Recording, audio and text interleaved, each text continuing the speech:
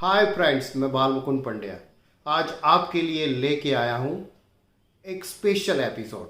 क्योंकि सोसाइटी के अंदर डिफरेंट डिफरेंट लोग रहते हैं, डिफरेंट डिफरेंट ओपिनियन है और उसके लिए ये टॉपिक को क्लियरिफाई करना मेरे लिए बहुत ही इंपॉर्टेंट है, जिसलिए आप सब लोगों के डाउट क्लियर हो जाए। दोस्तों, टाइटल के हिसाब से मेंटेनेंस, अपार्टमेंट का मेंटेनेंस या तो कोऑपरेटिव हाउसिंग सोसाइटी का मेंटेनेंस हम कब बढ़ा सकते हैं, ये बढ़ाने का रूल्स क्या है, कैसे कर सकते हैं, क्या प्रोसेस है, ये सारे प्रश्न जो है उसका जवाब मैं डिटेल में दूंगा। इसलिए दोस्तों, आपके सारे डाउट्स क्लियर हो जाए और आपको अंत तक लेकिन ये वीडियो देखना जरूरी है।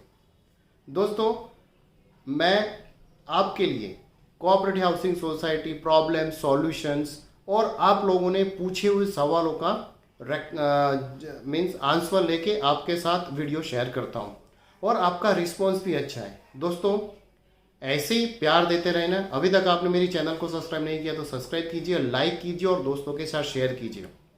दोस्तों, सबसे पहले ये सवाल आता है कि अपार्टमेंट मेंटेनेंस को कब बढ़ाना चाहिए। तो हर महीने हमारी ऑडिट होती है। ऑडिट के हिसाब से आपको पता चल जाता है कि जितना कंट्रीब्यूशन है वो कंट्रीब्यूशन के साथ साथ हमारा एक्सपेंसेस जो है वो एक्सपेंसेस सही जा रहा है कि नहीं है। जो हम कंट्रीब्यूशन करते हैं उससे मेंटेनेंस कॉस्ट ज़्यादा बढ़ रहा है कि नहीं है। और उसके लिए दोस्तों, अगर आपका फ्लैट में मेंटेनेंस कॉस्ट सही जा रहा है कि नहीं जा रहा है और स्क्वायर फीट कितना होना चाहिए, इसलिए मैंने एक सेपरेट वीडियो बनाया है। आई बटन में उसको लिंक दे दूंगा, आप जरूर से उसको देख लेना। आपको समझ में आ जाए कि मेरी फ्लैट की साइज़ के हिसाब से और मेरी जो एमिनिटीज़ के हिसाब से मेरे फ्लैट का maintenance cost per square feet कितना होना चाहिए। दोस्तों, उसके अलावा अपार्टमेंट मेंटेनेंस कैसे कैलकुलेशन करते हैं उसके लिए भी मैंने वेराइटीज ऑफ वीडियोस बनाए। वो सारी वीडियोस का लिंक जो है वो सारी सीरीज मैं आई बटन में डाल दूंगा। आपको देखना है तो देख लेना, साथ साथ में डिस्क्रिप्शन बॉक्स में भी वो डाल दूंगा जिसके आपके सारे डाउट्स क्लियर हो जाए। लेकिन आज का अहम सवाल ये है कि मेंटेनेंस कॉस्ट कब बढ़ाना चाहिए। तो सबसे पहले, अगर आपका कलेक्शन है उससे ज़्यादा आपका एक्सपेंसेस कंटिन्यूसली 3-4 महीने तक जा रहा है, देन जो कोर कमेटी है, चेयरमैन, सेक्रेटरी और जो मेंबर्स है, ट्रेजरर, वो इंटरनल एक मीटिंग करेंगे। मीटिंग के साथ साथ वो देखेंगे कि जो हमने एस्टिमेटेड अंदाज़ा लगाया था उससे ज़्यादा क्यों जा रहा है, प्रॉपर कलेक्शन हो रहा है कि नहीं है। उसके साथ साथ जो एक्सपेंसेस हैं जो बढ़ रहे हैं, या तो कोई सडनली बढ़ गए हैं, वो स्पेसिफिक रीज़न है तो ठीक है, अदरवाइज बढ़ते जा रहा है तो पहले तो उसको कंट्रोल कैसे करना चाहिए, कंट्रोल कैसे किया जाए, अपार्टमेंट मेंटेनेंस का कॉस्ट कैसे करें, उसके लिए मैंने सेपरेट वीडियो बनाया, वो आई बटन में डाल दूंगा और डिस्क्रिप्शन बॉक्स में डाल दूंगा, आप जरूर से देख लेना। तो अगर आपने कॉस्ट कंट्रोल कर दिया और आपका सही जाना चालू हो गया तो कोई प्रॉब्लम नहीं, आने वाले महीनों में कंपनसेट हो जाएगा, आपको बढ़ाने की ज़रूरत नहीं है। लेकिन स्पेसिफिक रीज़न है, अगर आपका बिल्डिंग पुराना हो चुका है और आपके बिल्डिंग में सही में मेंटेनेंस ज़्यादा जा रहा है, स्पेशली वो प्लम्बिंग में आता है या तो कोई सिविल वर्क में जाता है या तो कहीं ना कहीं बाहर लीकेज है, आपका जो मीन्स बाहर की साइड का कोई लुक है उसको चेंज करना पड़ता है और उसके लिए एक्सपेंसेस आ रहे हैं और आपको लगता है कि सही में ये जो कलेक्शन कर रहे हैं उससे आपका निभाव बाद में नहीं होने वाला है, तो आप इंटरनल कमेटी डिसाइड कीजिए कि आने वाले जो महीने बचे हैं इसमें कितना आपका गैप रहेगा। कोई सरप्लस फंड है तो उससे इस पर्टिकुलर जो करंट साल चल रहा है उससे कंपेंसेट हो जाएगा कि नहीं।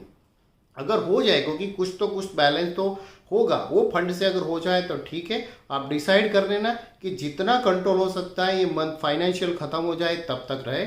उसके बाद आपकी जब एनुअल जनरल मीटिंग हो तब एनुअल जनरल मीटिंग में ये दरखास्त आपको रखना पड़ेगा, सारे मंथ ऑन मंथ हिसाब क्या क्या खर्चा है वो एजीएम के पहले सारे लोगों को डिस्ट्रीब्यूट कीजिए।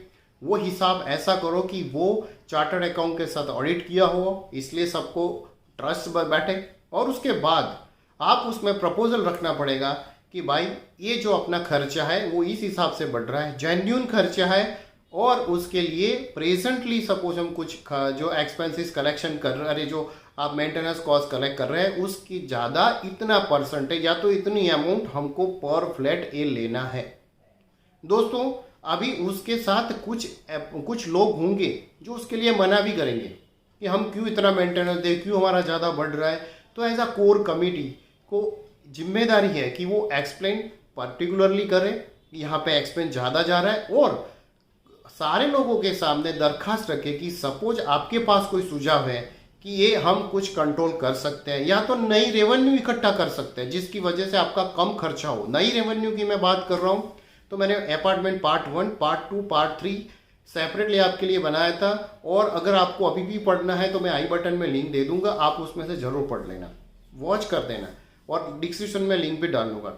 उससे क्या होगा कि आपका खर्चा बढ़ रहा है, आपको कलेक्शन ज़्यादा नहीं करना है, तो आपको अपार्टमेंट के अंदर रेवेन्यू बढ़ाने की ज़रूरत है। अभी रेवेन्यू कैसे बढ़ा सकते हैं, उसके लिए भी 2-4 मैं जस्ट एग्जांपल दे दूंगा। डिटेल में देखना है तो मैंने जो वीडियो बनाया वो देख लेना। सपोज कि आपके यहाँ बाहर की साइड कुछ एडवर्टाइजिंग का लगा सकते हैं, तो आप उनको ऑफर करके एडवर्टाइजिंग लगा सकते हैं, उसके रेवेन्यू कर सकते हैं। अभी नाउ आप इनबिल्ट सॉल्यूशन, आप अगर टेलीकॉम ऑपरेटर को साथ बात करेंगे तो आपके यहाँ टावर लगाना सकता है, तो ये है, या तो आप बहुत ही FTH का है तो उससे भी कुछ रेवेन्यू जनरेट हो सकती है।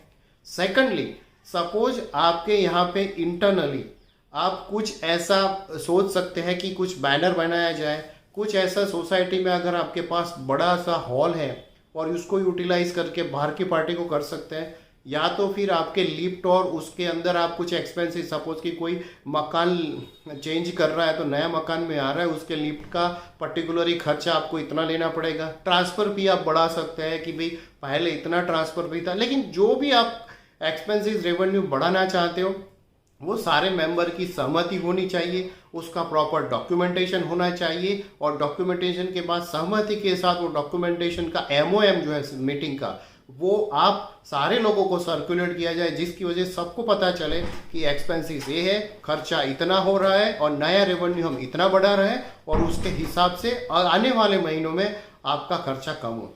दूसरा, आपके पास सरप्लस फंड है, आपने सपोज कि बैंक में जमा करके सेविंग अकाउंट में रखा है, लेकिन फंड है आपके पास, तो बेटर देन आप सेविंग की जगह पे आप म्यूचुअल फंड में कर सकते हैं, या तो FD कोई अच्छा इंटरेस्ट दे सकते हैं, तो कोई फाइनेंशियल एडवाइजर्स के साथ बात करके उसकी गाइडेंस के हिसाब से आपको आपके फंड के सही तरीके से आप उसको इन्वेस्टमेंट करेंगे तो उससे भी आपको इंटरेस्ट आता है। दोस्तों, ये society to society, city to city changes होते रहते हैं, क्योंकि कई बार क्या होता है कि कुछ एम्यूनिटी बढ़ाई जाए तो भी आपका एक्सपेंसिव बढ़ता है, कुछ एम्यूनिटी कम करके भी आप खर्चा कम कर सकते हैं।